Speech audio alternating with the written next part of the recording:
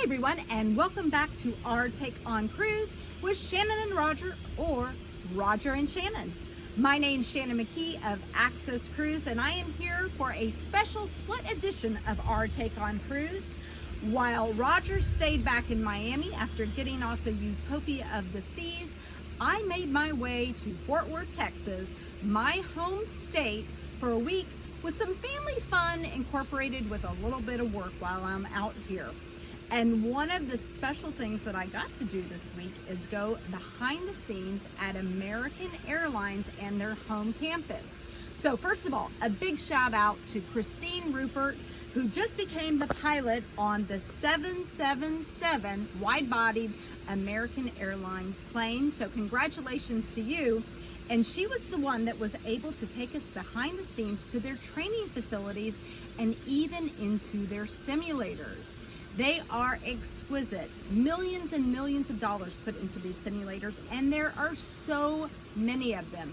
The training is intense for pilots, and we got to see some of the behind the scenes training for the pilots and the simulators, including turning on the simulators, seeing what it looks like when you're coming in from a captain into a foggy day in Seattle, and even with the flight attendant training, the pools, the rafts that they pull out in the pools. So I'm going to put some of those videos and pictures up there so that you can take a look at what I got to see. But I started thinking about the correlation between cruise and the airlines, and there's a big one, because even though there's so many ships that leave out of the US and there's a big drive market, I think that the majority of those 35 million passengers that are going to sail this year are still going to be on a flight. So kudos to the captains, whether it be on an airline or with a cruise ship.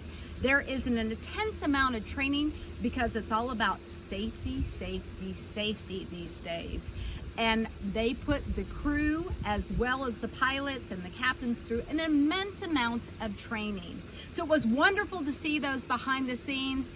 I'm, as I said, back here in Texas, so I'm going to take off from here, spend a little more family time. As you can see behind me, there's a little bit different kind of cruising going here on the lake in Texas, and I'm going to turn things over to Roger to see what he's got going on back in Miami.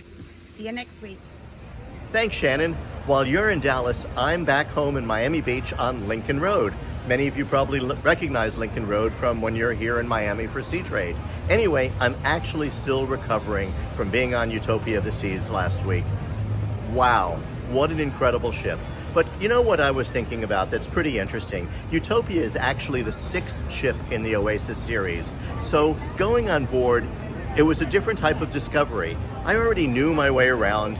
There were some different venues, some new venues, a few changes, but basically I knew the ship. So going on a new ship like that, you're really looking at what's new, what's the new shows, the new entertainment. They had new food venues on there, such as the railway, things like that. But I think one of the biggest compliments you can pay to a new ship is that it doesn't feel new. Not that it doesn't have the new ship smell and all of that, but that the crew is so relaxed, so settled, so at home that it's hard to imagine it's a maiden voyage. And that was definitely the experience on Utopia last week. The crew was as settled and relaxed and perfect as you can imagine. But you know, on a new ship, not everything is always easy. When a ship tries new experiences, they might not always be ready.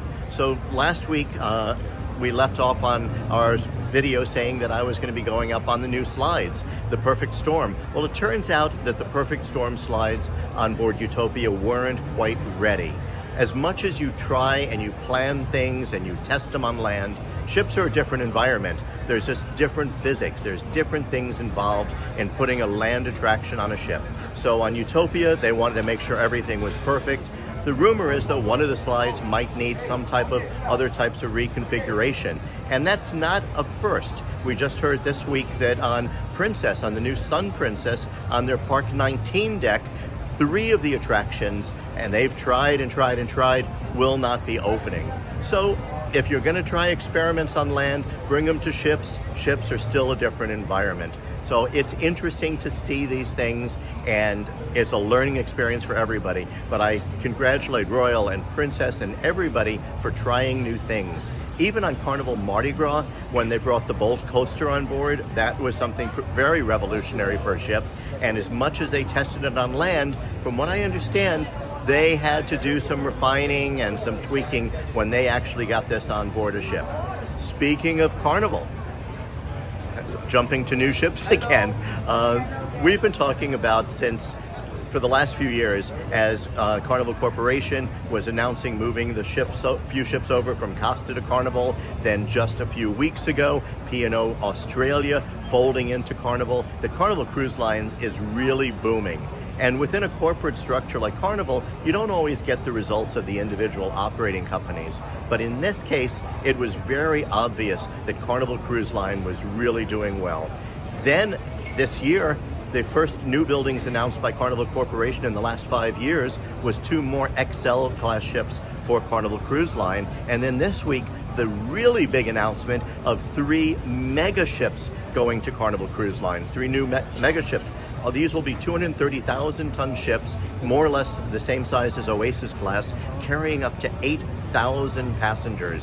So Josh Weinstein said it very well, that it's obvious that Carnival Cruise Line is the one that's really creating the highest returns within Carnival Corporation. So I'd like to give a shout out and congratulations to Christine Duffy and the entire team at Carnival Cruise Line. You're obviously doing something right. And with all of these new ships, you got a lot of work ahead of you. So until next week, Shannon, hopefully we'll be back together. Enjoy Dallas and see you next week. Bye.